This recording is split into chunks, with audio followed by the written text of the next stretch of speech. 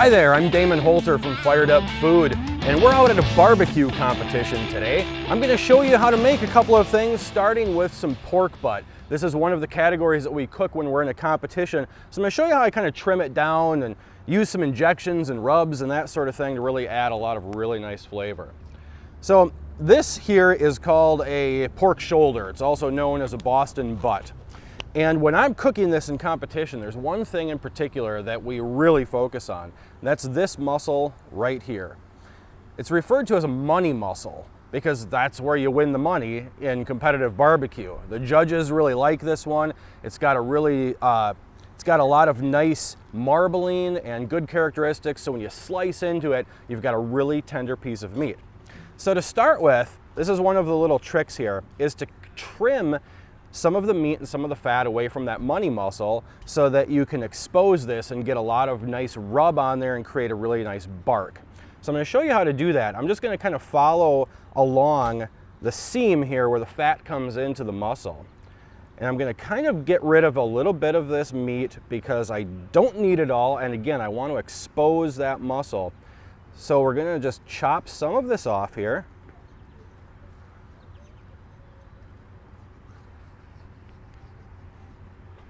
And not to be wasteful, I'll tell you what, some of this meat right here is really nice to use in things like stews or soup. Flip this over and I'm going to do the same thing. I'm going to kind of expose that muscle just by riding my knife right along the edge, and I'll cut off that other piece.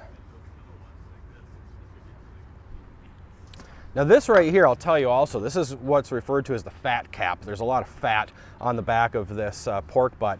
If I put rub on this and threw it on my smoker, all of that fat's going to render off, but all of that rub's going to fall off as well. This is not something that we're going to eat, of course. So to do a little bit of trimming on that and kind of expose that meat is going to be really helpful. So when we put the seasonings on there, you'll actually taste it when you cook it later. So I'm going to trim a little of that off. And when trimming some of the fat off of a pork shoulder like this, it's not extremely important to get all of it off because a lot of that's going to render off and melt as it cooks. Okay, so I'm going to go back to the money muscle here, and we're just going to continue to trim this up so I have a really nice surface area that I can put those rubs on. So we're just trying to expose it. I'm not taking it off of the meat. As a matter of fact, in competitive barbecue, if I cut this off and cooked it, I'd be disqualified. There's some hard and fast rules about how large the piece of meat needs to be when you cook it. But I'm just going to trim this down and get some of that extra fat off of it.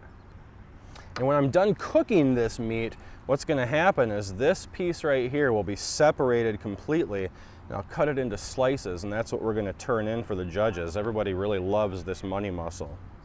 And it's certainly okay to leave some of that fat in there, because again, that's going to render out, and all of the fat is really that juice, that great flavor that comes when you start pulling this pork apart. So this looks pretty good, to be honest with you. This is a blade-in pork shoulder as well. You can see there's a bone right here, and I'll know when this pork is done when this pulls right out of the meat. Then it's tender and you can just pull it apart with your hands. We do cook according to certain temperatures, but it really only needs to get to about 145 degrees for it to be edible. We want it to be a lot closer to about 198 degrees so it falls apart and it's just so tender and melts in your mouth.